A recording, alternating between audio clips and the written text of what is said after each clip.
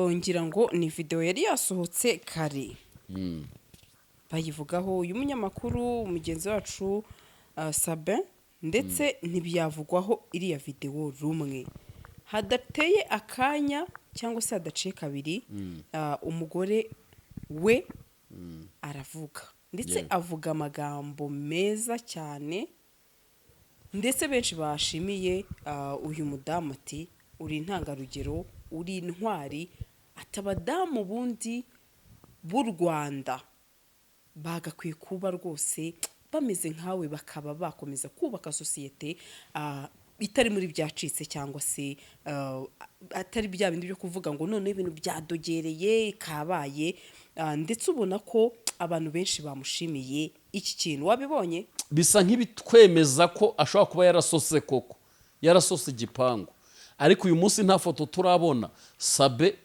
wenda yambaye na mucikopa gusa cyangwa n'isengeri gusa yego sibyo rero biriya nta birenze noneho bifite uburyo bwinshi umuntu yanabidefandamo noneho kamvuge gutyo nabyo da muno akamfata ayo mafoto yayamfata akaza nyine akashyira imihanda nuko nyine igihe cyose ageze imihanda nyine navugwaho cyangwa se nawe igihe wageze imihanda nawe wavugwaho uko niko kuri kwa social media ariko uyu munsi wa none ntago ngewe madamu wa Sabe ari bumbeshye buretse gato tubanze dusome aya magambo ati umugore w'umunyamakuru Murungi Sabe yirengagije imijugujugu akomeje guterwa ashimangirirwa mukundo urumva ati bavuga amazina ye ati umugore w'umunyamakuru Murungi Sabe yashimangirwa kundi umugabo we nubwo amaze igihe yibasuye cyane ku mbuga nkoranyambaga n'abamushinja guca inyuma uyu mugore we nyine bivugwa ko muri iyi minsi ngo yatewe imijugujugu ariko ngo kugeza kuri uyu munsi bitigize bica umugore we intege aho yanditse aya magambo agira atya nta kindi nawe yakwandika erega twibukiranye ko uyu Murungi Sabe n'umugore we ibibazo barimo birakomeye nikikwereka ko bikomeye yaba uyu mugore atababaye ntiyari no kwandika ayo magambo erega burya usubiza ibyakubabaje nanabikubwire nubona umuntu aje agakora inkuru hano kuri YouTube ukabona umuntu aje kumusubiza nuko aba yamujogojoye nuva rero ibi bintu uyu mubyeyi byamubayeho ubwabyo ahubwo bamutabare ni depression yatangiye kugira ntagarurwana ameze nk'ushaka kuza kumvisha abantu ko nubwo bari kuvuga urugo rwabo ari amahoro urashaka kuvuga ko ari amahoro mukundanye tubona umuntu anyura mu miferege aho ari kutubeshya ahubwo we yari kwicecekera ntanavuge bene ibi bintu ayo magambo akayabwira Sabe akamubwira uti Sabe humura sheri wanjye biriya bibaho cyane ko baganiriye byinshi kurusha rero kubinyuza gutyo mu itangazamakuru n'ibindi wivuga ngo murahuje ngo mumeze gute ubwabyo ikigaragara nimba ko kibivugwa ko yaragiye kuryamana na NGWINONDEBE nuko urwo rugo ibyo uvuga by'ubwumvikane n'ibindi ntibihari kuko 95% ko abagabo baca inyuma abagore babo hari ibyo baba batumvikana mu ngo zabo nta nubwo yakagombye kuvuga nkuko abavuze abakozi kosa kuko atumye n'ubundi abanyamakuru bagiye gusesengura amagambo agize ute avuze yari kwicecekera n'ubundi ndabizi hari inkuru ziri kubyigana ziri kubyigiye Sabe gupostinga uburenganzira bwe ni uburenganzira bwe ariko muri ubu burenganzira uvuga ni naho henshi dukorera iki amakosa ubu se NGWINONDEBE wari wumva avuga wari wumva sa posting byemera kugira ngo Sabe abere cyigisha abantu benshi Imana ikemera kumutanga nk'umuntu ugiye kubabarizwa benshi ubu sabagabo mwese n'abandi muri kwandika udukomenti bamwe muri mwe ariko ubu mwebwe wahishura ibyanyu wagize ngo ntihashya none se wagize ngo umuntu ntari kwicara akavuga Sabe n'ubundi ari buve kuri imbere y'iyo kamera ajya gusambana birashoboka ntibishoboka se ubu se nta bararanye abo baryamanye nabo none uvuga ngo Sabe nta cyabaye ahubwo nuko byabaye nawe ari views mvuga ngo sabe ni views yihangane twicururize. ibi ngibi nyine byaje Ariko n'ubu birashoboka ko ndi kuvuga ngo aho kugira ngo nandike nanyura muri ubwo buryo, kandi biroroshye burya nko ku muntu uretse wenda nk'ako kantu kandi, ariko ntitwumvishe sabe yaruze umuntu cyangwa yishe umuntu. Ntabwo twigeze twumva ngo yagambaniye igihugu, sibyo? Byari byoroshye kuba ibyo bintu byakavaringwa kandi bikaba byakundaho kugira ngo yandike muri ubwo buryo, kuko aracyatanga icyitwa content. Ahubwo ubu content yo kwirapa ugasota igipangu ivuyeho, tugiye gusesengura aya magambo umubwiye, noneho duhita tunasesengura ese ubundi umugabo we wagiye kuzinuka umugore we bigasa nkaho yigarura ngo ino ndebe nk'ibivugwa bibaye ari byo koko, ubwo umugore we yaba ari shyashya? Ese ubwo koko zakiya twigishwa cyangwa twigisha zaba zitangwa ku rugero rukwiye? Dukura uburyarya. Erega turi abantu oya nyine buretse gasa nakubwiye ngo ntago icyari cyo gihe cyo guhanganisha amagambo.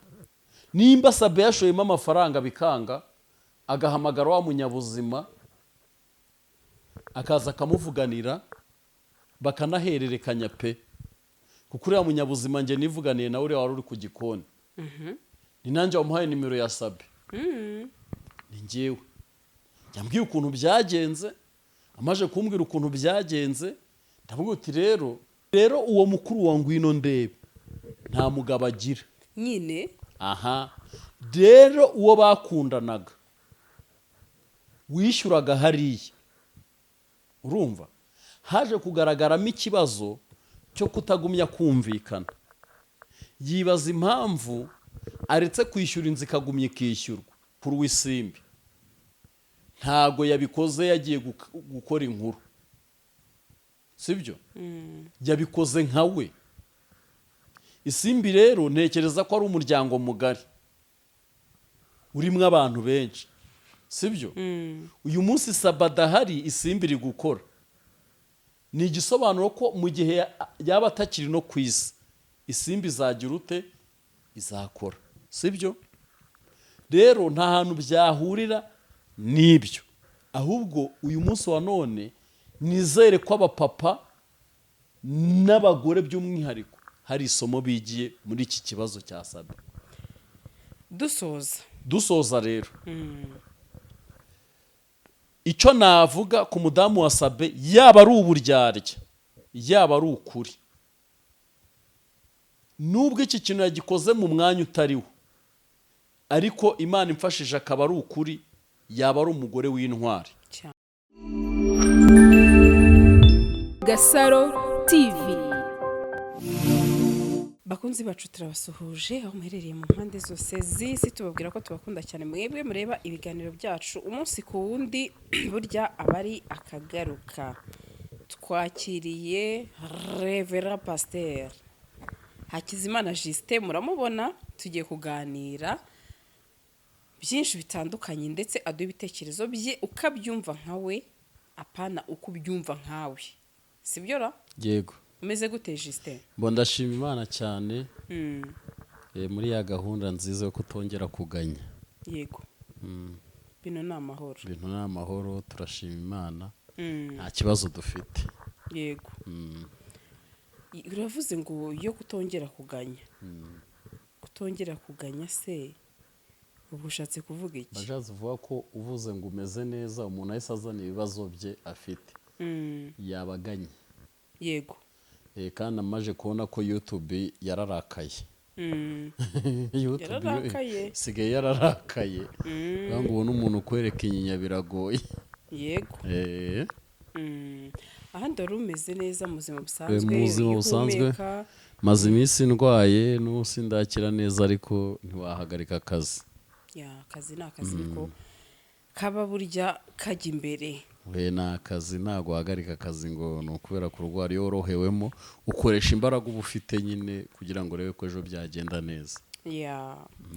Hanyuma Justin, uyu munsi nifuje ko tuganira kuri iyi ngingo, n'ubundi nabonye wayikoranyeho n'umunyamakuru w'umugenzi wanjye Pasi. Nifuza rero ko twanaganira. Nta kibazo rwose. Abakunzi ba GASARO TV nizere ko akunda nabashimiye ejo ndi mwanyeretse urukundo pe mu nkubito udukomenti dutuma ndarameze fresh twiza we twiza bishaza ngo uyu umuntu akoze ibyiza muramushimira. Ubwo rero n'ubu nizeye ko muri iki kiganiro ngiye kubahamo ibintu byiza. Yego. Ya rero ngira ngo ni video yari yasohotse kare. Bayivugaho uyu munyamakuru umugenzi wacu SABIN ndetse ntibyavugwaho iriya video rumwe. Hadateye akanya cyangwa se hadaciye kabiri umugore we aravuga ndetse avuga amagambo meza cyane ndetse benshi bashimiye uyu mudamu ati uri intangarugero uri intwari atabadamu bundi b'u Rwanda bagakwiye kuba rwose bameze nkawe bakaba bakomeza kubaka sosiyete itari muri byacitse cyangwa se atari bya bindi byo kuvuga ngo none ibintu byadogereye kabaye ndetse ubona ko abantu benshi bamushimiye iki kintu wabibonye. Nabibonye ariko nanone ubanze wibuke umunsi The Ben yakururaga ya kariso umugore yahise amupostinga. Yego urumva rero nimba na SABIN nawe bigenze kuriya byari ngombwa ko umunyamakuru umugore we akavaringa umunyamakuru igihe kibisohoye SABIN yakoreye igihe ndatekereza sibyo. Ni ngombwa rero uburyo bwose umuntu wese ukunda SABIN yabona inzira yanyuramo mukavaringa yayikora kubera yuko buriya iyo bakuvugaho cyane ushobora guhura n'ibibazo byo kwiyahura, ushobora guhura n'ibindi bibazo bigiye bitandukanye, gutinya kujya ahagaragara, ushobora guhura n'ibibazo by'abantu batekereza ngo umuryango uri kubitekereza gute. Ariko byibuze kimwe mu byo umudamu we yakoze ni cyiza cyane kugaragariza bariya abantu twebwe dukurikirana imbuga nkoranyambaga ko nta kibazo gihari, ariko ntekereza ko nawe ankurikiranye ari kundeba ikibazo aragifite. ubibwiye n'iki kagifite kandi nyiri bwita atabaza kucyeka. Oya nanjye ndi umugore we nanavuga nibirenze kuriya atanarwaye yamufata bakanasohoka kugira ngo yereke abantu ko nta kibazo kigize ute gihari. Ariko buriya Gasaro nkubwire sibyo nta cyubahiro kigaragara ku mugore, nta n'urukundo rugaragara mu mugore byagaragaye ko cyase biri guhwihwiswa ko umutware we yaba yamuciye hehe inyuma. Ubwabyo kuba bari kubivuga byavuzwe nubwo bitagaragaye gusa mbona imihanda inyera wabona n'ejo bigaragaye, ariko nubwo bitagaragaye ariko ibivugwa nuko SABIN bari bamaze igihe ubona ko bamucungaga ahantu hose agiye. Nta cyubahiro rero birimo ku mugore we ku buryo yakwandika yuko bene ayo magambo nyine sibyo nta kundi yabigenza. Uwitwa Layira ndi kusoma post ye ugira nimero ye ndayigira reba ko yanditse ndagira ngo ari byo ubanza kujyaho hanyuma nibaze se Layira we postinze n'amagambo nawe akomeye cyane kabisa. Ndabona ko nawe rwose ntago ari kubyumva kimwe nawe, ariko biranashoboka ko umuntu bishoboke ko yababarira mugenzi we cyangwa se nta n'icyabaye kubona biriya se ko nta busambanyi twabonye. Layira postinze aravuga ngo ubu se ngwino we ari guhozwa nande baba babashuka.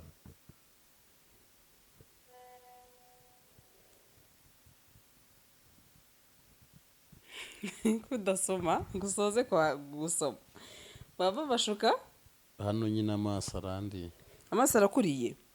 Reka nsubire kuri post aho yanditse ngo mwicare mwige. yanditse ati reka mbisome. Hano yanditse ngo umugabo acinya umugore. Yanditse ngo ubu se ngwino ari guhozwa nande baba bashuka ladies mwicare mwige. Ladies se mbibyo bikunaniye soma izikurikiyeho nacyo ziri mu Kinyarwanda. Aravuze ngo umugabo acinya umugore yafatwa akababarirwa, ariko umugore ucinya umugabo iyo afashwe ntababarirwa. ladies ejo duhuriye kuri Layira turebere hamwe ufite igihombo muri iyi nkuru ya Sabe na ngwino ndebe. Ninde ufite igihombo? Reka mbanze mpera aho ngaho. Ufite igihombo ari igihugu nta gihombo gifite, ari Sabe nta gihombo afite, ari umugore wa Sabe nta gihombo afite. Hanyuma ngwino rero mu bivugwa we afite igihombo, urumva? Ariko kuri uwo muryango uko mbivuze nta gihombo, kuko buriya nta byacitse ngo umugabo yakoze ibyo akora, ahubwo cyane ko tutabonye n'ifoto. Yego, cyane ko nta n'ifoto. Wenda akantu twemera twabonye ava mu nzu tubona nanyenyereza ahantu bisa nk'ibitwemeza ko ashobora kuba yarasose koko, yarasose igipangu. Ariko uyu munsi nta foto turabona Sabe, wenda yambaye na mucikopa gusa cyangwa n'isengeri gusa. Yego, sibyo? Rero biriya nta birenze. Noneho bifite uburyo bwinshi umuntu yanabidefandamo noneho, kuko nk'urugero ni ibigaragara kuri ya mugabo aho yajyaga hose bamugendagaho. N'ubundi finally byari kuzarangira agize ute, anafatiwe n'ahandi hantu hanakomeye cyangwa se hanaremereye bitewe n'abamugendagaho. Layira arongera ati soma agakurikiyeho nakavuyeho. Oya, ataba nabo yanditse ati aba nabo babe baretse kutujijisha, aka kanya ntabwo twahita tubyibagirwa, mwituyobya episode ziracyaza. Kubera iki nawe abaye nkawe ko byaba ari ukujijisha? Impamvu navuga kuri iki kintu nuko mbizi neza ko madamu wa Sabe, nimba hari n'abamama koko bakunze Simbi TV cyangwa ikanabahostinga, bakagombye kwita kuri uyu muryango cyane, kuko uriya n'umumama ukeneye abandi babyeyi, ariko kandi nanone ufite igikomere cy'ababyeyi. Sinzi nimba icyo kintu cyumva. Ni umumama ukeneye ababyeyi, ariko kandi ufite igikomere cy'ababyeyi, kuko buriya mu mutima, icyo twita mu mutima w'urugo, harimo ibikomere biteye ubwoba. Hirya yo kunugwanugwa no kujujura kw'abantu, noneho hakagira ikintu gisa nk'ikigaragara. Buriya mu mugore wasanga n'iriya message yayanditse, ariko ubwa mbere yaravuze uti ibi ndi kubikubwira ukantuka, ariko umunsi bizajya hanze uzarwambara nigaramiye. Twese twubatse ingo, tuzi umugabo uteza imidugararo mu rugo rwe bya hato na hato, amakimbirane avuye wenda ku majoro ataha, ku makuru yumvikanye. Tuzi ukuntu abagore bavuga, arakubwira uti iri joro nkubwira ukansamira hejuru, icyo rizabyara uzagifatisha ngahe? 2. Ariko burya nubwo abazagifatisha 2 nuko aba yabuze ubushobozi, aba ari umugore, ariko nawe kiba kizamugiraho iki? Ingaruka. Rero uyu mubyeyi nta kindi yatangaza, ndetse nk'ikinyamakuru igihe twizera ko gitangaza ibintu byizewe, nta handi nacyo cyagombaga guhita gitabara uwigeze ahanyura, kugira ngo babashe byibuze kumvikanisha ya magambo, duse nk'abakura ijambo Sabe mu kanwa, ahubwo twiyizire kuri ibi byanditswe, tunabisesengure koko iryo jambo Sabe ribe riretse. Ariko n'ubundi nimba tutaramusebeje byarahagije, nimba tutaranamutaramanye ubwo twaracererewe, ntekereza ko cyari igihe cyo kumuha n'agahenge. Ntekereza ko Sabe cyari igihe cyo kumuha agahenge rwose. Isi yose yarabimenye Sabe ko yasose urugo, isi yose yarabimenye ko Sabe yirutse, isi yose yabonye akavideo, keretse nimba hari izindi nyungu zirimo twe tutamenya z'umurengera, ariko nkaho ibyavuzwe byaravuzwe. Ntekereza ko ari igihe twakaretse Sabe nawe akatuza rwose. Twaramubonye, nanahita tuzajya tuvuga, nanagenda wenda tuzajya tuvuga, gusa nta n'imvura idahita.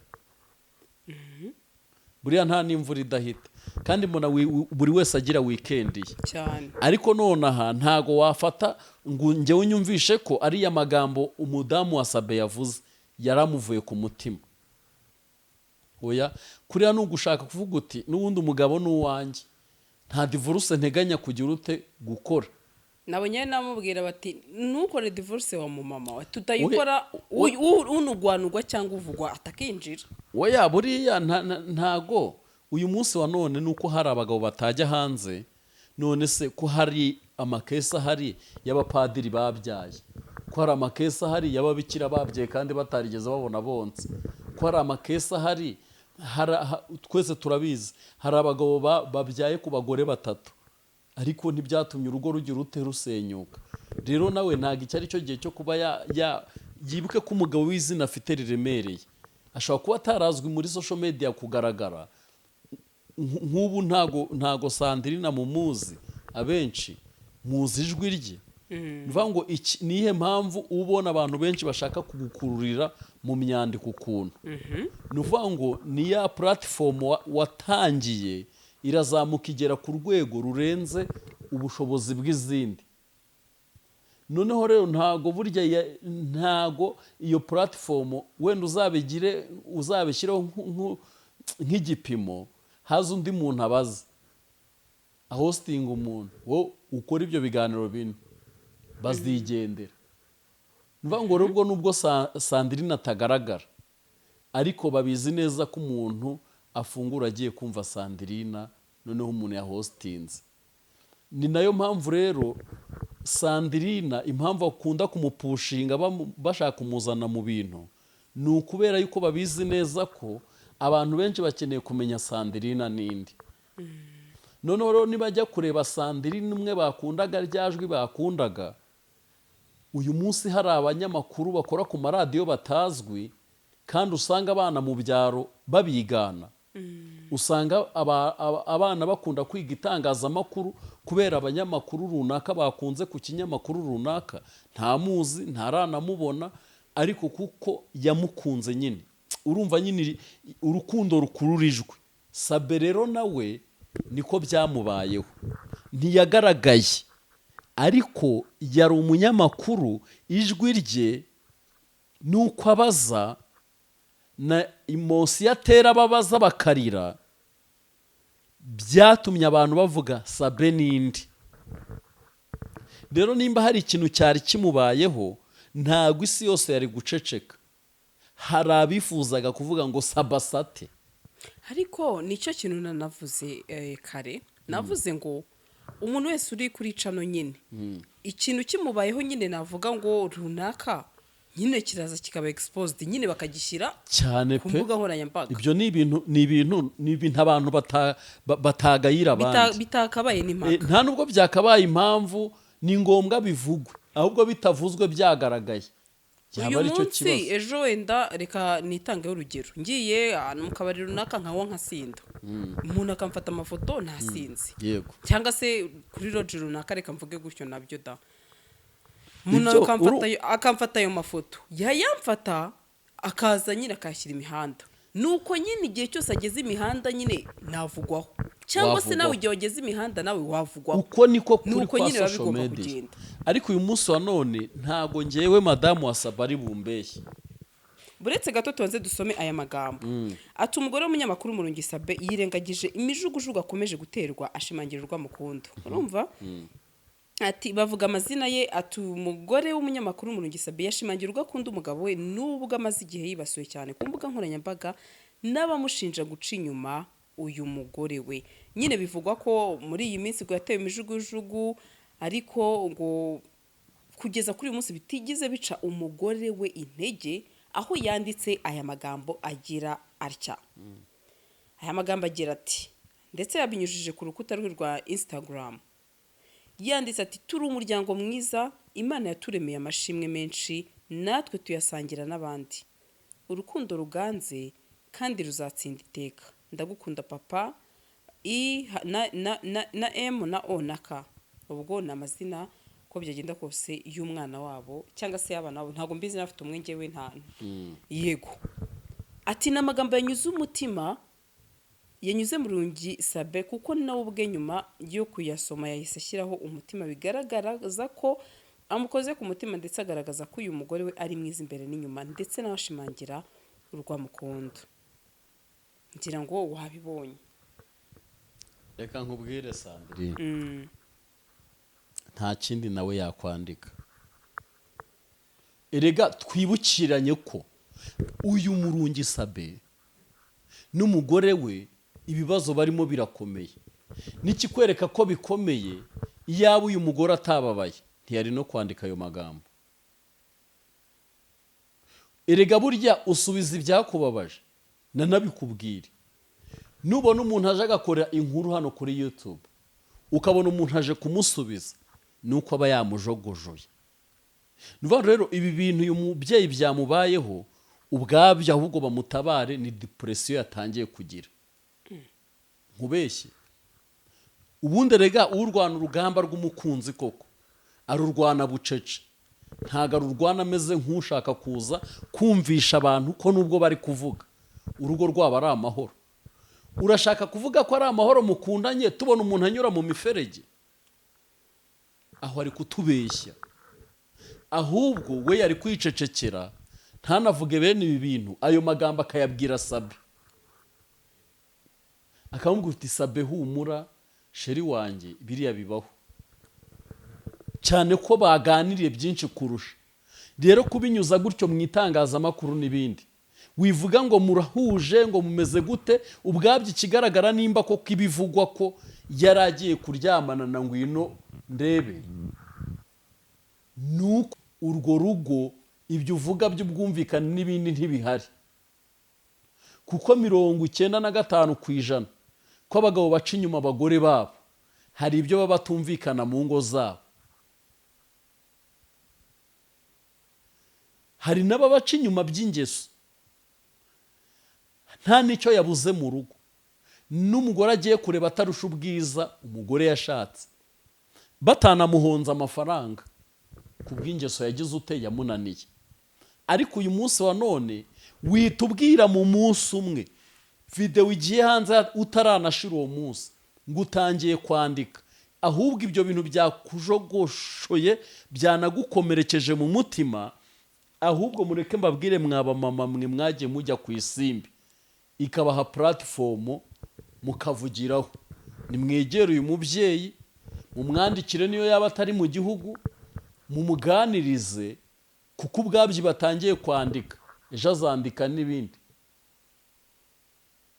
Ko numva amagambo umudamu yavuze ahagurikije isi, nagiye mbona mu kanya nahuze nsoma na post z'abantu zita ariko se ati ubungubu koko ibi bintu erega ni ikintu ati byaba ari ukurenzaho, byaba ni ikintu. Erega twese turi abanyarwanda turanaziranye, urumva? Turaziranye bihagije. Ntabwo ushobora kuza kumbwira ngo nta nubwo yakagombye kuvuga nkuko abavuze abakoze ikosa, kuko atumye n'ubundi abanyamakuru bagiye gusesengura amagambo agize ute avuze. Yari kwicecekera, n'ubundi ndabizi hari inkuru ziri kubyigana ziri kubyigiye Sabe. Yari kwituriza inkuru itari bumare iminsi ine, arajya guhangana nayo kubera iki? Ibyo akunda Sabe, ibyo amukunda nagenda bimwongorere, nimba batari kumwe abimwandikira bimubwire. Bigiye kubuza umuntu rero gupostinga uburenganzira bwe. Ni uburenganzira bwe, ariko muri ubu burenganzira uvuga ni naho henshi dukorera iki amakosa. Ubu se Ngwinondebe wari wumva avuga, wari wumva asa posting? Ni ukuvuga ngo ni ukubera yuko impamvu adapostinga ni uko azi ko guceceka bijya birangiza intambara neza, kandi ejo uwagutaramanya akakuvuga bijya birangira buze n'inzira acamo aje kugusaba imbabazi. Rero iyo urwanya uru rugamba ururwana bucece, udasakuje, utavuze, kuko ubwe muri ayo magambo yanditse harimo ihungabana. Kuki atayanditse ahashize? Kuki atayanditse bitaraba? Kuki yanditse bibaye already? Ubwo ni ihungabana. Ubwo nimba agize ihungabana, ahubwo ababyeyi mu mwegere. Ntabwo yakagombye gusubiza social media ziri kuvuga, ibinyamakuru byose Sabe yahimbiwe n'indirimbo, ejo barahimba n'indi. rero iki ni igihe cyo kuvugwa kandi bavugwa ku izina ry'umuntu wari ukenewe abantu benshi bifuzaga kumenya. Kabiri, ufite urubuga rugari yarangije kwigarura imitima ya benshi. Gatatu, tunacyongereho hari abantu benshi bagiye bafashwa kuko Sabe yavuze, ariko tunongereho ko hari na benshi batatse ko yabahemukiye. Ibyo byose ni ibintu bihura rero bikabyibushya ya nkuru nubwo nta kimaze. Kubona umuntu yiruka nta gihanga, nta mufuka yikoreye, nta gikapu afite, nta kiwenda tuvuye ngo yaravuye kwiba, yaragize ute. Rero uyu mubyeyi nawe yere kutubeshya, ahubwo ibyo ashaka kwandika narumvishe ngo nta nubwo ari mu Rwanda, nabimwandikira bimwoherereza. Ndetse uyu munsi wa none ndi inshuti ya Sabe, nka kuri abacita bari inshuti, bakagombye no kumwambura telefone Sabe. Kubera iki? Ibi bintu erega nyine nuko abantu bafite mu mutwe hatandukanye, ariko ibi bintu byagutera ihungabana ukaniyahura. Ariko uzi kubona nk'umuntu wagiriye neza, ukabona arimo gusesengura, arimo nyine ubona ari kugutoneka. Uzi kubona umuntu noneho uzi amakuru yawe ari we yicaye harimo arakuvuga. Urumva icyo kintu? Ni ukuvuga ngo aho ngaho ameze nk'uri gufata inkota akamushegesha mu mutima. Kandi njye nigiriye mu bintu tubamo by'abapasiteri.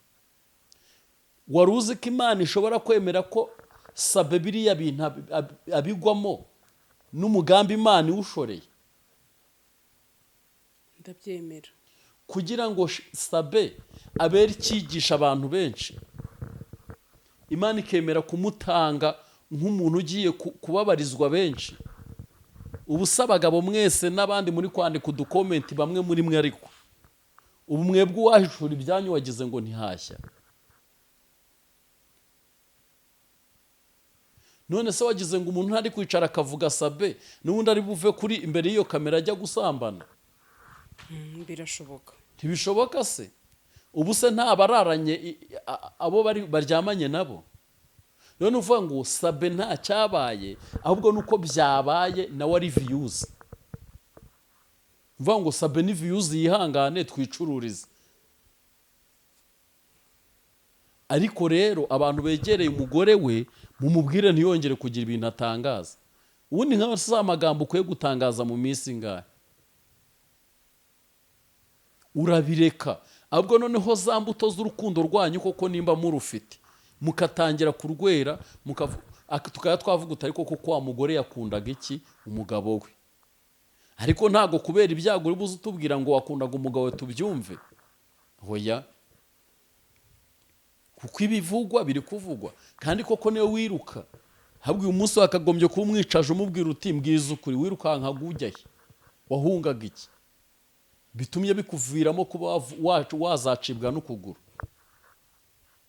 Rero ahubwo abagabo bibaha isomo. Wabonye, tekereza nk'ubwo koko nabonye amavideo azabyisukiranya ngo n'abantu bavuga ngo biriya ni ibizibiti bike, ngaho ibaza ikindi kizibiti tuzabona. Niyo yicecekera, uzingeyeho kugira ngo nandike ayo magambo,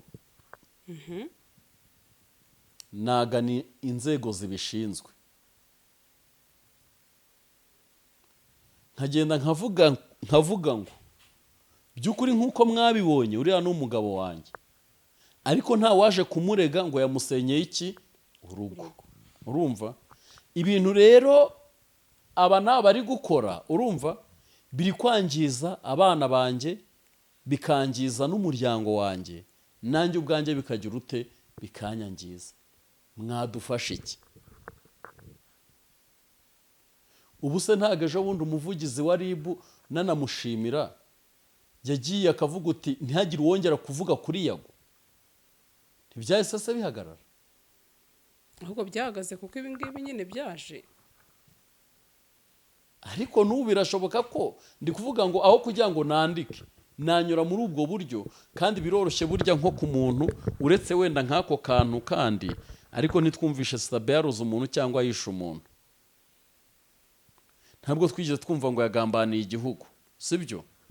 Byari byoroshye kuba ibyo bintu byakavaringwa kandi bikaba byakunda kugira ngo yandike muri ubwo buryo, kuko aracyatanga icyitwa content. Ahubwo ubu content yo kwirapa ugasota igipangu ivuyeho, tugiye gusesengura aya magambo umubwiye, noneho duhita tunasesengura ese ubundi umugabo we wagiye kuzinuka umugore we bigasa nkaho yigarura ngo ino ndebe nk'ibivugwa bibaye ari byo koko, ubwo umugore we yaba ari shyashya?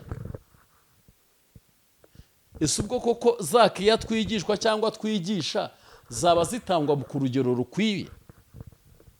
Igihe cyose iyo uri kwisobanura kuri iyi mihanda urisobanye.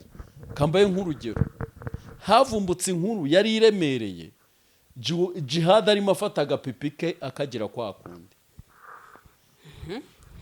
Iriya nkuru yari iremereye, ari no gukururuka, ariko kuko Jihad yaravuze uti ntabwo ngiye narwana nk'umusevili, arangije ajya ku mbuga nkoranyambaga aravuga uti numvishe mwayogaye mwageze gute, buriya kariya gapipi mwabonye n'akanjye n'uriya ninjye kandi nibereye mu kazi, hari uwongeze kubivuga? Ndetse wabivuga ute? Wavuga ikintu umuntu yavuze ngo ninjye? Nuva ngo rero uyu mubyeyi ntago muzi, nta naho ndahurira nawe, ntazongere kugira ibindi bintu yandika, kuko igihe cyose iyo mwugarijwe mukisobanura mwisobanya muri byinshi, ariko iyo mwicecekeye ibintu birangira mu mahoro, nta mvura igwa ngo ntihite, sibyo? Nta n'ubuzima butajya buhinduka, nta n'ikigeragezo kitajya kirangira, kandi buri kintu cyose kigira impamvu kiba cyabaye, nta n'ikitagira iherezo. Ntibishoboka, nta kintu kitagira impamvu, nta n'ikintu kitagira iherezo. Na Sabe nawe rwose yabigenje atyo, arandika ati mwiza imbere n'inyuma ndagukunda. Aramukunda, yirukankaga ajyahe? Nimba waramukunze wajyaga hehe Sabe? Erega tujya dukura uburyarya, erega turi abantu, oya nyine buretse gasa nakubwiye ngo ntago icyo ari cyo gihe cyo guhanganisha amagambo. Nimba Sabe yashoyemo amafaranga bikanga, agahamagara wa munyabuzima akaza akamuvuganira bakanahererekanya pe, kuko uriya munyabuzima nge nivuganiye nawe uriya wari uri ku gikoni, ni nanjye wamuhaye nimero ya Sabe, ni njyewe. Yambwiye ukuntu byagenze, amaje kumbwira ukuntu byagenze, ndavuga uti rero reka nguhamagare cyangwa unyohereze ijwi kuri WhatsApp mbashe kurihindura nishirireho iryo jwi. Arambwira uti banza umuhe nimero ya Sabe, ndayimuha. Bishatse ngo bavuga, sibyo? Biranashoboka ko wenda yashaka kumubwira ati wenda arone kunsaba ikiganiro. Hoya, ntago ari ibyo. Ahubwo we nk'umuntu wari wabonye uko byagenze, ntago yari yizeye shuwa ko yari azi kuri gukamera, ari gukamera utwo mu muhanda gusa. Nawe ntiyari azi video yo mu imbere, arangije araza aritapagura. Ariko nka Sabe wirukanse agahindukira, twabibonye arebana n'uwamukameraga. Kandi ikindi, uriya muntu wakoranye na Yaga inkuru ntago ari we wakameye.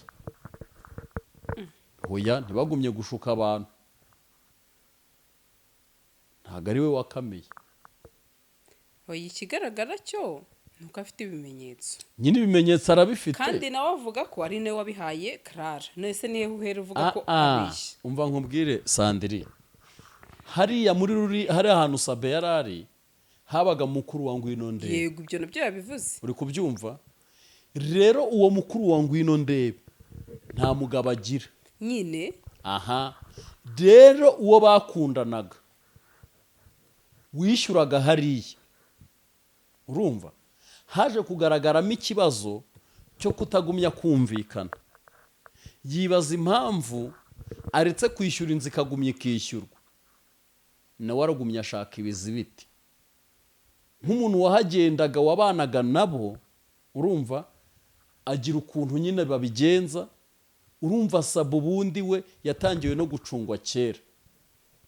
oya kuko twumvise njye si uko nahita mbyizera cyose nyine wowe ntubyizere gutyo umva nyine nkubwire mwijwi twumvise uyu mugabo amubwira ati nyamara ushatse wabihagarika mbese ariya majwi uyafashe ukayahuza wumva ari amwe ntago ufashe uriya mugabo avuga ukumva n'uyu muntu wavuze ngo sabe ngo ushatse ibyo bintu wabihagarika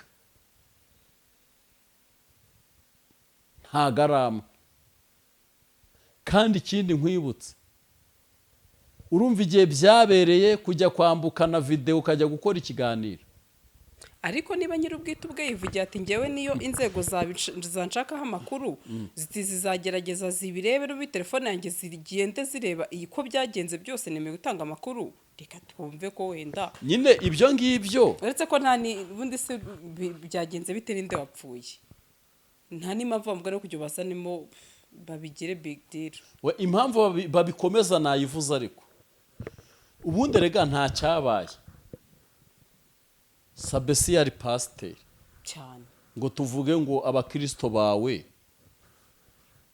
ubu urabashyira mu ruhe rusengero urumva kuba yari umunyamakuru w'isimbi ntago yabikoze yagiye gukora inkuru sibyo yabikoze nka we isimbi rero ntekereza ko ari umuryango mugari urimo abantu benshi sibyo uyu munsi sabada hari isimbi iri gukora ni igisobanuro ko mu gihe yaba atakiri no ku isi isimbi izagira ute izakora sibyo rero nta hantu byahurira n'ibyo ahubwo uyu munsi wa none nizere ko abapapa n'abagore by'umwihariko hari isomo bigiye muri iki kibazo cya sabe dusoza rero icyo navuga ku mudamu wa sabe yaba ari uburyarya yaba ari ukuri nubwo iki kintu yagikoze mu mwanya utariho ariko imana imfashije akaba ari ukuri yaba ari umugore w'intwari cyane sibyo kuko mu mutima ntago tuhaza ariko bibaye mbibutse ko ibyo nasesenguraga ibyo bintu kugira ngo tubashe kubigendanamo neza ariko uyu mugore ibintu yavuze ari ukuri ku mutima we ni intwari kabiri kuba ari gushaka ko ibibazo by'umugabo we yereka abantu ko we ntacyo byamuhungabanyaho n'umugabo we akamupostinga nabwo nayita indi ntambwe yaba ateye ntitaye ku cyo ari cyo cyose cyaba kibiri inyuma yaba akoze iki rero ibi byitwa nko gutanga gasopo ibyo muvuga byose nibyo mwakora byose uyu ni umugabo wanjye nibyo ariko sibyo rero niyo mpamvu nkubwira uruhande rumwe namwita